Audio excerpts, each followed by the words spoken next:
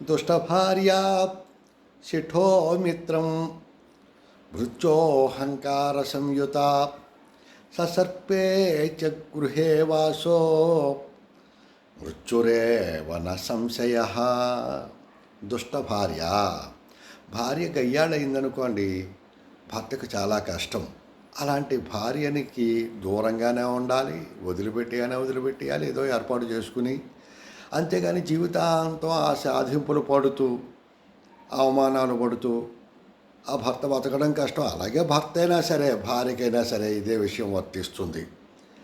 వాళ్ళు ఏదో ఏర్పాటు చేసుకోవాలి, లేకపోతే దూరంగా ఉండాలి. ఏదో విధంగా ఆ యొక్క తలకాయ నొప్పిని భరించలేము మనం. అలాగే శఠోమిత్రం, మిత్రుడు మూర్ఖుడు లేదా మొండివాడు అయ్యాడు అనుకోండి, అది కష్టమే. వాడి వల్ల వీడికి రెండో వాడికి కష్టం వస్తూ ఉంటుంది. అలాగే కదా, నక్క మాటలు నమ్మి లేడి వలలో పడింది. కాకి వద్దన్నా కూడా చెప్పినా వినలేదు లేడి. పైగా కాకిని అనుమానించింది, నన్నేమో తినొద్దంటావేటి, నాకేమో మంచి తోట చూపిస్తుంది, చేను చూపిస్తానంటే అని. ఆఖరికి వలలో పడింది. కాకి తెలివితోటి దాన్ని తప్పించింది. అందువల్ల మూర్ఖులు లేదంటే మొండివాడు, మాట విననివాడు, అలాంటి మిత్రుని కూడా వదిలిపెట్టేయాలి. అలాగే భృత్యోహంకార సంయుత, భృత్యువు సేవకుడు యజమానికి అనుకూలంగా ఉండాలి. యజమాని అందుకునే కదా పెట్టుకుంటాడు. యజమానిని అస్తమాను వేధిస్తూ ఉండేవాడు, లేదంటే యజమాని ఏదైనా అంటే రెండు అనేవాడు, అలాంటి వాడు యజమానికి అనవసరం. అలాంటి సేవకుని కూడా యజమాని తప్పించేయాలి. అంతేగాని పడుతూ వాడి చేత మాటలు పడుతూ వాడికి జీతం ఇచ్చి పనంతా వీడియో చేసుకుంటూ, పైగా వాడేమో వీడిని నానా మాట్లాడుతూ ఎందుకు, వేస్ట్ కదా. అలాంటి భృత్యువును కూడా వదిలేయాలి. వాడికి అహంకారపూరితంగా ఉన్న భృత్యువు ఆ సేవకుడు వీడికెందుకు, వదిలేయాలి. అలాంటి వాడిని కూడా వదిలేయాలి.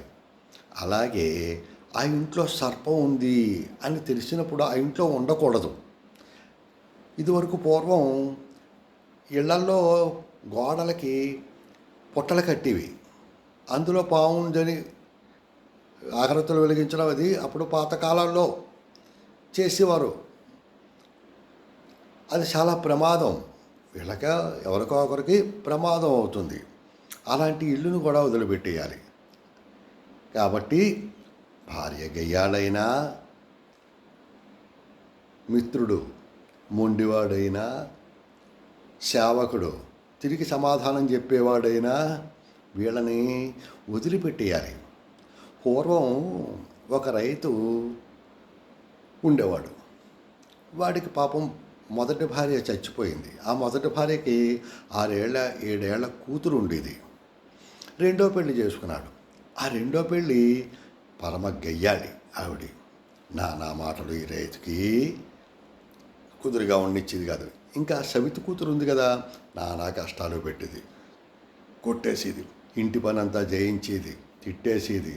ఇంకా రైతు పాపం ఏమనలేకపోయేవాడు, చాటుకెళ్ళి ఏడుస్తూ ఉండేవాడు. ఏమంటాడు, గయ్యాలి. ఏమన్నా అంటే ఊరి మీద పడిపోయేది, నోరెట్టుకు పడిపోయేది. అలాగే భరించేవాడు. అయితే కొన్నాళ్ళ తర్వాత ఈ రైతు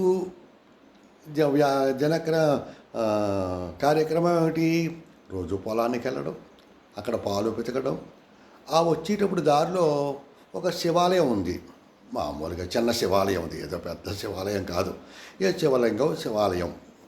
ఆ శివాలయంలో ఆ పాలు ఇంత చిన్న గ్లాసులో ఒక గ్లాసులో పోసి ఊరికే ఇలా నైవేద్యం చేసి మళ్ళీ తిరిగి వచ్చేవాడు అనమాట. అది అతని దినచర్య. కొన్నాళ్ళ తర్వాత వీళ్ళు పెళ్ళికి వెళ్ళాల్సి వచ్చింది. ఆ సవితి తల్లి ఈ కూతుర్ని నానా తిట్లు తిట్టి, మెదుగమ్మ వారం రోజులు ఉండవు, నువ్వు ఇల్లంతా క్లీన్ చేయాలి, ఇల్లు ఏమాత్రం అని నానా యాగి చేసి కూతుర్ని పెట్టింది.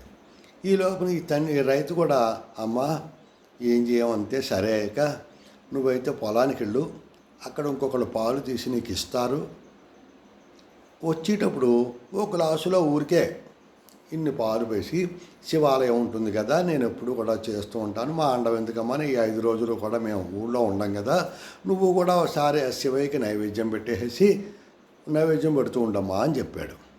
అలాగే నాన్న అంది పాపం ఈ చిన్నపిల్ల. కళ్ళల్లో నీళ్లు, ఏడవడానికి కూడా లేదు, పిన్ని తిడుతుందేమో అని భయం. వీళ్ళు వెళ్ళిపోయారు. ఈ చిన్నపిల్ల పాపం పొలానికి వెళ్ళిందామన్నాడు పొద్దున్నే. పాలు ఎవరో పితికి ఇచ్చారు. ఆ వచ్చేటప్పుడు ఆ గుడి దగ్గర ఆగి ఓ గ్లాసులో కొన్ని పాలు పోసి అక్కడ పెట్టి శివుడికి దగ్గర పెట్టి, శివలింగం దగ్గర పెట్టి చెప్పిందిట, మా నాన్న మా అమ్మ ఊరెళ్ళారు, నీకు మా నాన్న రోజు పాలు నైవేద్యం పెడతాట కదా, మరి మా నాన్న ఏం చెప్తాడో తెలియదు కానీ నాకు తెలియదు, ఇదిగో గ్లాసులో పాలు పెట్టాను తాగు అందిట. నైవేద్యం అంటే శివుడు వచ్చి తాగుతాడు అనుకుంది ఆ పిల్ల, చిన్నపిల్ల, ఏం తెలుసు. శివలింగం తాగుతుందా? 5-10 నిమిషాలు చూసింది, మళ్ళీ ఒకసారి బతిమాలింది, నా వల్ల ఏమైనా పొరపాటులు ఉంటే క్షమించు, నువ్వు తాగలేదంటే మా పిన్నిని వచ్చాక నన్ను చంపేస్తుంది, వాతలు పెట్టేస్తోంది, గిల్లేస్తోంది, మొట్టికాయలు ముడుతోంది, ఆ బాధలు భరించలేకుండా ఉన్నాను, ప్లీజ్ నువ్వు ఈ పాలు తాగేసేయి, లేదంటే నేను మా పిల్లి నన్ను చంపేస్తుంది అని ఏడుస్తోంది. అయినా లేదు. ఆఖరికి ఈ పిల్లకి భయం వేసింది పాపం. ఇంకో 10 నిమిషాలు వెయిట్ చేసి భయం వేసి, ఇంకా ఏదో నా వల్ల ఏదో పొరపాటు ఏదో ఉంది, అందువల్లే శివుడు వచ్చి తాగడం లేదు పాలని, ఇంకా నేను ఈ విషయం తెలిసిందంటే మా పిన్ని నన్ను చంపేస్తుంది, వాతలు పెట్టేస్తుంది, కొరకం చెట్టు కాల్చేస్తుంది, ఒళ్ళంతా వాతలే పాపం ఆ పిల్లకి, నేను ఇంక ఈ బాధపడలేను, చచ్చిపోతానని చెప్పేసి ఆ గడప మీద తల కొట్టేసుకుంటుందట. వెంటనే ఆ శివలింగం నుంచి పరమేశ్వరుడు బయటకు వచ్చాడు. ఆ పాపను లేపి, అమ్మ నువ్వు ఏం చేయక అలాగేమొద్దు, నేను తాగుతానులే అమ్మలో అని చక్కగా పాలు తాగేట. తిరిగి మళ్ళీ అమ్మయ్య అనుకుంది ఈ పిల్ల, పాపం నమస్కారం చేసుకుంది, తిరిగి ఇంటికి వచ్చేసింది. వారం రోజులు ఇలాగే చేసింది ఆ పిల్ల. వాళ్ళు వచ్చారు. వస్తూనే మొదలెట్టింది దండకం ఆవిడ గారు. పిన్ని, పాలు మీ నాన్న పాలు నైవేద్యం పట్టమన్నాడు, పెట్టావా అంది. పెట్టానమ్మా, శివుడు వచ్చి తాగుతున్నాడు కూడా అంది పాపం ఈ పిల్ల. ఏం తెలుసు ఈ పిల్లకి. వెంటనే పాయింట్ దొరికింది ఆవిడ గారికి. అత్తరి, శివుడు వచ్చి తాగడం ఏమిటి, నువ్వు నైవేద్యం పెట్టడం ఏంటి, శివుడు వచ్చి తాగడం ఏంటి, నువ్వు తాగేసి లేదంటే నువ్వు ఎవరికైనా అమ్మేసి ఆ డబ్బులన్నీ కూడా ఏమైనా కొనుక్కు తినేసేసి నువ్వేమో శివుడి మీద వంక పెడుతున్నావా అని కొట్టడం మొదలుపెట్టింది. కొట్టడంలోనే ఎలా కొట్టడం, ఈ పిల్ల చెప్పింది, అమ్మ నిజంగానే పిన్ని నా మాట విను, శివుడు వచ్చి తాగుతున్నాడు అనేసరికి తండ్రి నమ్మలేదు. ఆ పిన్ని ముందరే కొట్టడం మొదలెట్టింది. ఆఖరికి ఇంకా దానికి కసి తీరలేదు ఆ పిన్నిది. వెంటనే ఆ అట్లకాడ ఎర్రగా కాల్చి వాతలు పెట్టేసి, నీ నాలుక మీద వాతలు పెడతాను, అబద్ధాలు ఆడుతున్నావు నువ్వు, చెప్పు ఏం చేసావు పాలు అని చెప్పేసి ఆ వాతలు పెట్టేయడానికి వస్తుంటే అప్పుడు ఈ చిన్నపిల్ల భయంతో పరుగు పెడుతూ గుడికేసి పరుగు పెట్టేసిందనమాట. పరిగెట్టుసరికి ఈ పిన్ని వెనకాలే పరిగెత్తడం మొదలెట్టింది ఈ చిన్నపిల్లని దండించడానికని, ఆ వాతలు పెట్టేయడానికని. పరిగెడుతూ ఈ చిన్నపిల్ల గుళ్ళోకి వెళ్ళిపోయింది. ఈ వెనకాలే ఈ పిన్ని ఆ కొరకంచు పట్టుకుని, ఆ అట్లకాడ పట్టుకుని, అట్లకాడ ఎర్రగా కాల్చేసేసి పట్టుకుని అది వస్తోంది. ఈ లోపల ఈ పిల్ల, శివయ్య రక్షించు మా పిన్ని చంపేస్తోంది, శివయ్య రక్షించు మా పిన్ని చంపేస్తోందని తిన్నగా పరిగెడుతా శివలింగం మీద పడిపోయిందిట. వెంటనే ఈ పిల్ల పడుతోందో లేదో ఆ శివలింగం ఇలా 2గా చీలిపోయిందిట. అందులోంచి పరమేశ్వరుడు వచ్చేసాడు. ఆ చిన్నపిల్లని 2 చేతులు పట్టుకుని తనలో లాగేసుకున్నాడు. శివలింగం టకేల్ని ఇలా మూసుకుపోయింది. ఈ శివుడు ఆ పాప లోపలికి వెళ్ళిపోయారు.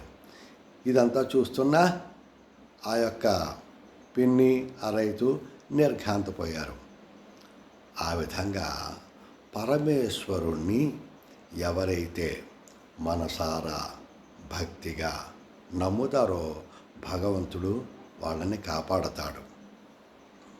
పవి పుష్పంబగు అగ్ని మంచగు ఆకోపారం భూమి స్థలంభౌ శత్రుండతి మిత్రుడో విషము దివ్యాహారమోనన్నగా పరమేశ్వరుని నమ్ముకుంటే ఏదైనా సాధ్యమే.